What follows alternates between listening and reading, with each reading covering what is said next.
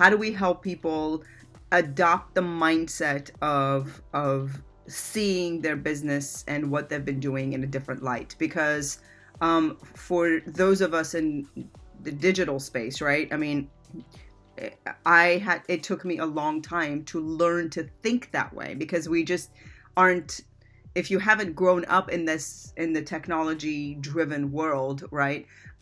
Your brain doesn't operate that way, right? You have to learn to think about, how do I acquire customers digitally? How do I nurture these customers digitally? If you depended on foot traffic or traffic coming to you, you have to figure out how to go get it. You have to figure out how is it even possible to take what I do and then offer it in a way that doesn't require a physical interaction with someone? How do we teach people to start thinking from that perspective and have the mindset to do some of the exercises necessary to pivot and restructure their business?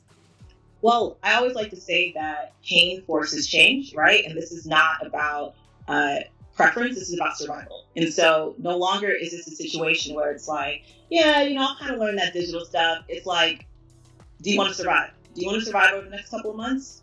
Okay, you're going to have to jump in and get your hands dirty. And so for us, one of the things that we've been doing is that 100K Incubator's been partnering with local governments to reach these local small business owners to be able to provide them with our app's curriculum in terms of the way that we teach people not only how to get access to funding and capital and to manage their finances, but also how to get into that digital technology. So the funnels, the paid advertising, the SEO, all of that is really what's going to make the difference. In addition to a lot of the things that you teach, Silva, which is about, media and marketing and, all of that, because now is the time that you are going to have to go hard on your local community, because they are going to pretty much be the lifeblood of your survival at this point. And so you have to look at all your touch points. It's like, okay, can I run ads to this particular zip code and tell my community that I'm here for them if I'm a restaurant, right? Can I figure out a way to get on the local news that everybody just can't keep their eyes off of, and tell my story about how I'm giving back to the community and again, here to serve. And so you have to start thinking about, where are people's eyeballs right now and how can I